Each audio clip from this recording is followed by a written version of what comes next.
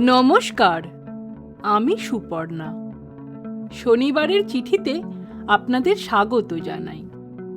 আজকের নিবেদন শ্রী ঈশ্বরচন্দ্র বিদ্যাসাগর মহাশয়ের অনুবাদিত বেতাল পঞ্চবিংশতি। শ্রী ঈশ্বরচন্দ্র বিদ্যাসাগর মহাশয়কে বাংলা সাহিত্যের প্রথম সার্থক গদ্যকার মনে করা হয়, যদিও তত্ত্বগতভাবে বাংলা গদ্যের জনক তিনি নন, কারণ বাংলা সাহিত্যের আঙিনায় তার আগমনের বহু পূর্বেই গদ্য রচনার সূত্রপাত ঘটেছিল। কিন্তু সেই সব গদ্য ছিল শিল্পগুণ বিবর্জিত নীরস এবং অনেক ক্ষেত্রে অসংলগ্ন বাক্য সমষ্টি। বিদ্যাসাগর মহাশয় সর্বপ্রথম বাংলা সাধু গদ্যের একটি মান্য ধ্রুবক নির্দেশনা করেন। প্রয়োজন বোধে সেই গদ্যে চলিত ভাষার গতিশীলতাও যুক্ত করেন। কল্পনা ও স্বকীয় পাণ্ডিত্যের সংমিশ্রণে যে গদ্য ভাষার জন্ম তিনি দেন তা ছিল সরস, সুমধুর, সুশ্রাব্য, ছন্দময় ও গতিশীল। 1847 সালে লল্লুলালকৃত বেতাল 25 অবলম্বনে বিদ্যাসাগর মহাশয় বেতাল পঞ্চবিংশতি রচনা করেন। এটি বাংলা ভাষার প্রথম গল্পধর্মী পুস্তক। এই গ্রন্থে বাংলায় প্রথম জ্যোতি বা ছেদ চিহ্নের সার্থক ব্যবহার করা হয়, যার মাধ্যমে বাংলা সাহিত্যে নতুন যুগের সূচনা করা হয়। শ্রী বিদ্যাসাগর মহাশয়কে শ্রদ্ধা জানিয়ে শুরু করছি আমাদের আজকের নিবেদন বেতাল পঞ্চবিংশতির 15 পর্ব। আগের কয়েকটি পর্বে আমরা শুনেছি কিভাবে বিক্রম ও বেতালের দেখা হয় ও বেতালের বিক্রমকে বলা গল্প। এটা আমাদের বিক্রম বেতাল ধারাবাহিকের 15 পর্ব। আজকের গল্পের নাম চন্দ্রপ্রভা ও মনস্বী। সেকালে কুসুম্বতী নগরে এক রাজা ছিলেন। তার নাম ছিল সুবিচার। রাজার রাজকন্যার নাম ছিল চন্দ্রপ্রভা। একদিন চন্দ্রপ্রভা উপবনে সখীদের সঙ্গে ঘুরে বেড়াচ্ছিল। সেই উপবনে মনস্বী নামে একজন রূপবান ব্রাহ্মণ কুমার ক্লান্ত হয়ে গাছের ছায়ায় ঘুমিয়ে পড়ে। রাজকুমারী ও তার সখীরা সেই ব্রাহ্মণ কুমারের সামনে যেতেই তাদের পায়ের শব্দে ব্রাহ্মণ কুমার জেগে গেল। ব্রাহ্মণ কুমারের রূপ দেখে রাজকুমারী মুগ্ধ হয়ে গেল। রাজকুমার ও রাজকুমারীকে দেখে মুগ্ধ হয়ে গেল। সখীদের সাথে রাজকুমারী ফিরে গেল রাজপ্রাসাদে। ব্রাহ্মণ কুমার নিদারুণ হতাশায় ওইখানে মূর্ছিত হয়ে পড়লেন। সেই সময় ওই পথ দিয়ে শশী ও ভূদেব নামে দুই পথিক যাচ্ছিল। ওরা দুইজন কামরূপ থেকে শিক্ষা লাভ করে দেশে ফিরছিল। ওরা দুজনে ব্রাহ্মণ কুমারকে জলের ঝাপটা দিয়ে জ্ঞান ফিরিয়ে জিজ্ঞেস করলো, তোমার কি হয়েছে? ব্রাহ্মণ কুমার তার দুঃখের কথা সবই খুলে বলল। রাজকন্যা চন্দ্রপ্রভাকে বিয়ে করতে না পারলে আমি বাঁচব না। ভূদেব বলল, তোমার দুঃখ আমি দূর করবই। তুমি যাতে রাজকুমারীকে বিয়ে করতে পারো তার ব্যবস্থা করব। এবার আমাদের সঙ্গে চলো। বাড়িতে গিয়ে ভূদেব মনস্বীকে একটা মন্ত্র শিখিয়ে দিয়ে বলল, এই মন্ত্রের এমন গুণ যে এই মন্ত্র উচ্চারণের সঙ্গে সঙ্গে তুমি এক যুবতীতে পরিণত হবে।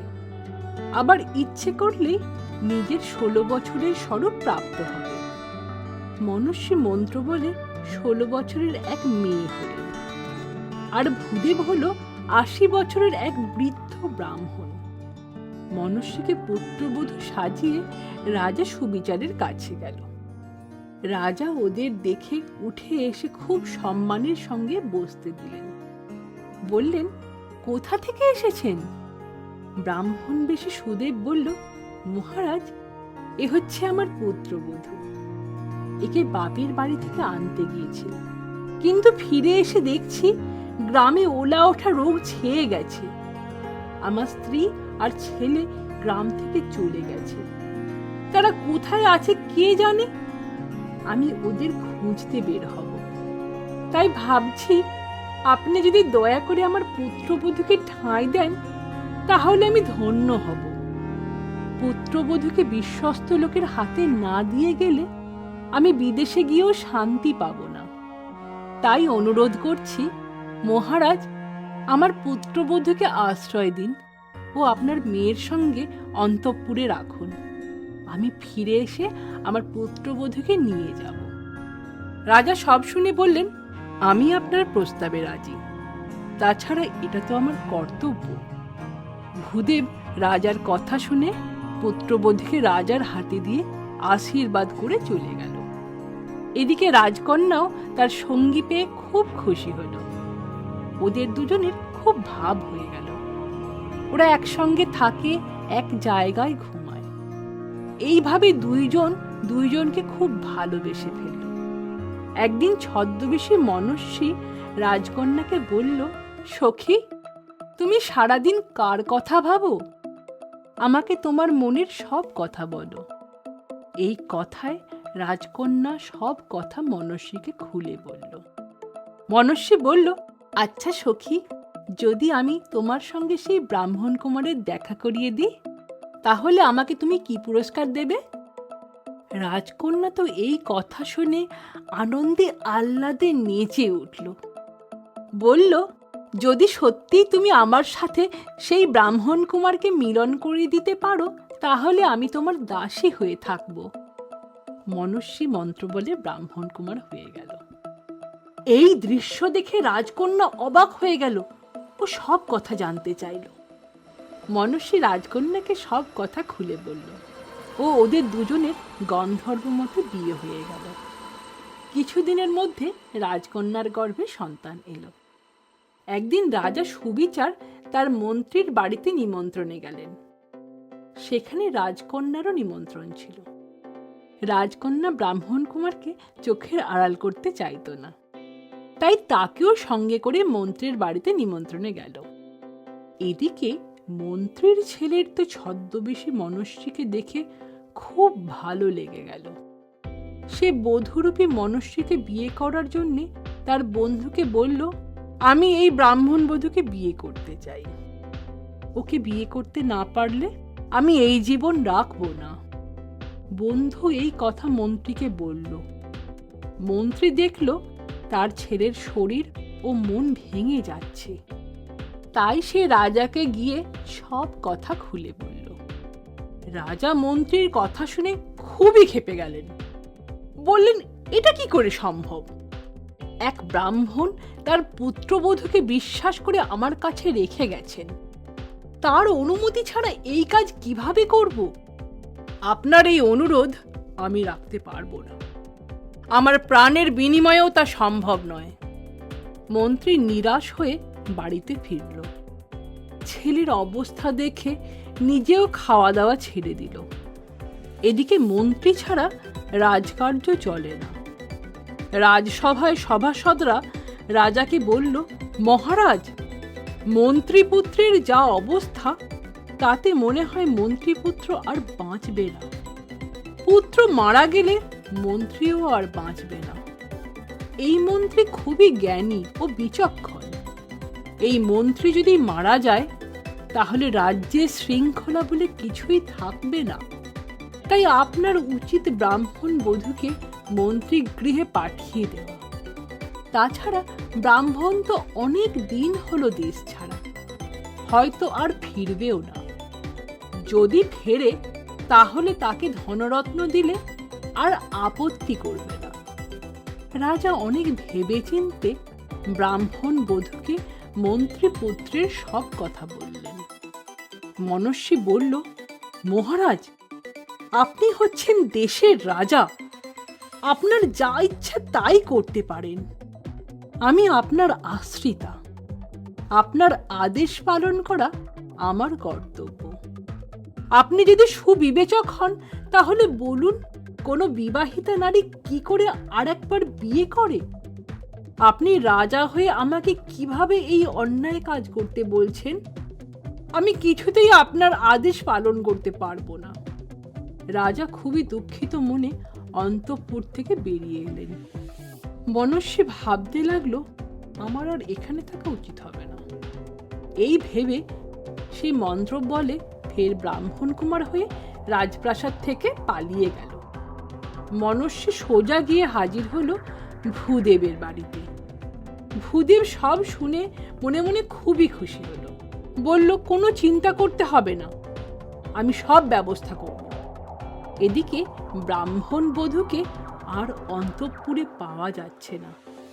এই খবর শুনে রাজা তো খুবই চিন্তায় পড়লেন। ভাবলেন, এখন কি উপায় হবে? যখন ব্রাহ্মণ এসে তার পুত্রবধূকে ফেরত চাইবে তখন? ভাবলেন, ব্রাহ্মণ বধূকে কথাটা না বলাই ভালো ছিল। ভূদেব তার বন্ধুকে মন্ত্র বলে এক যুবক সাজিয়ে আর নিজে বৃদ্ধ ব্রাহ্মণ সেজে রাজসভায় এলো। পুত্রবধূকে ফেরত চাইল। বলল, এই আমার ছেলে, এবার পুত্রবধূকে নিয়ে নিজের বাড়িতে ফিরব। রাজা তো ব্রহ্মশাপের ভয়ে সব কথাই ব্রাহ্মণকে খুলে বললেন। ব্রাহ্মণ বেশি ভূদেব এই কথা শুনে খুব ক্ষেপে গিয়ে বলল, এটা কি রাজার কাজ হয়েছে? আমার সঙ্গে বিশ্বাসঘাতকতা! রাজা অনেক অনুনয় বিনয় করে বললেন, আমাকে ক্ষমা করুন, আপনার যা ক্ষতি হয়েছে তার জন্য আপনি কি চান বলুন। ভূদেব বলল, যদি আপনার মেয়ের সঙ্গে আমার ছেলের বিয়ে দেন তাহলে আপনার কথা রাখা হবে। রাজা নিরুপায় হয়ে নিজের মেয়ের সঙ্গে ব্রাহ্মণ বেশে শশীর বিয়ে দেন। সুদিন দেখে ভূদেব রাজকন্যাকে নিয়ে বাড়িতে গেল। শশী আর মনস্বীর মধ্যে তুমুল ঝগড়া বেঁধে গেল। দুজনেই রাজকন্যাকে নিজের স্ত্রী বলে দাবি করতে লাগলো। মনস্বী বলল, আমি গন্ধর্ব মতে রাজকন্যাকে বিয়ে করেছি, তাছাড়া আমার সন্তান ওর গর্ভে। আর শশী বলল, আমার সাথে রাজা নিজের মেয়ের বিয়ে দিয়েছেন, এই বিয়ে বৈধ, তাই রাজকন্যা আমারই স্ত্রী।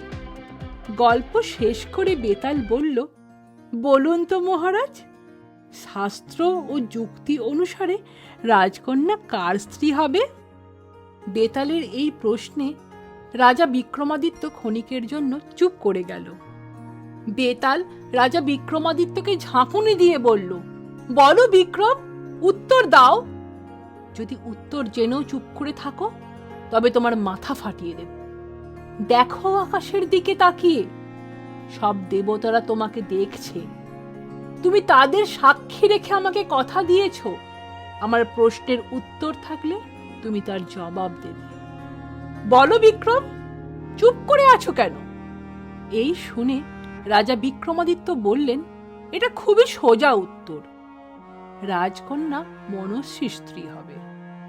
বেতাল বলল, রাজা সবার সামনে কন্যাকে শশীর হাতে দান করেছেন, সেখানে মনস্বী কিভাবে দাবিদার হবে? রাজা বিক্রমাদিত্য বললেন, মনস্বী আগেই রাজকন্যাকে বিয়ে করেছেন, তাছাড়া ওর সন্তান রাজকন্যার গর্ভে। সেক্ষেত্রে রাজকন্যার মনস্বীর স্ত্রী হওয়া শাস্ত্রসম্মত ও যুক্তিসঙ্গত। সঠিক উত্তর শুনে বেতাল রাজা বিক্রমাদিত্যকে বলল, হে রাজা বিক্রমাদিত্য, আমি তোমাকে নিয়ে যা শুনেছি তুমি তার থেকেও বেশি বিদ্বান, বুদ্ধিমান, বিচক্ষণ ও ন্যায়পরায়ণ। বাহ, কি অপূর্ব বিচার তোমার! তবে আমার আগের শর্তের মতো তুমি সঠিক উত্তর দিলে আমি ফিরে যাব আমার আগের জায়গায়। আমি চললাম। বেতাল রাজা বিক্রমাদিত্যের কাঁধ থেকে নেমে শ্মশানের দিকে যেতে লাগলো। শ্মশানে পৌঁছে আবার আগের সেই জ্বলন্ত শীর্ষ গাছ থেকে ঝুলে পড়ল।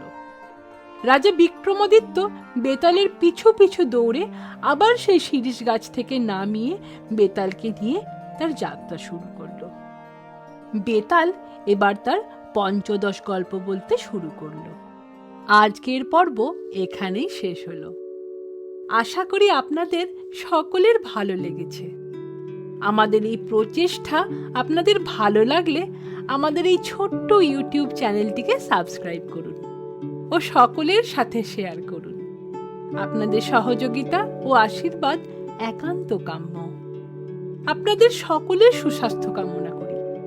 আবার দেখা হবে পরবর্তী পর্বে। ধন্যবাদ।